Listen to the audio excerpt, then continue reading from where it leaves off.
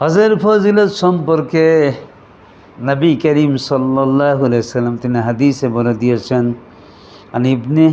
আন আবি হুরায়রা রাদিয়াল্লাহু তাআলা আনহু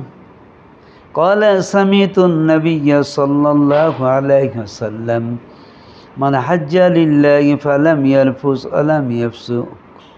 رجع كيوم ولدت أمه।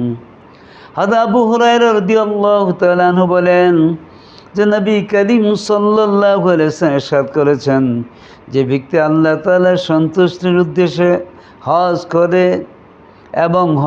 হজের কালে অশ্লীল কথা ও কাজ এবং গুনাহ থেকে বিরত থাকে, সে মায়ের পেট থেকে জন্মগ্রহণের দিনের ন্যায় নিষ্পাপ বেগুনাহ হয়ে ফিরে আসে। অর্থাৎ আল্লাহ পাক তার জিন্দেগীর সমস্ত গুনাহগুলো মাফ করে দিয়ে তাকে নিষ্পাপ বেগুনাহ মাসুম বানিয়ে দেন, নিষ্পাপ বেগুনাহ মাসুম বানিয়ে দেন।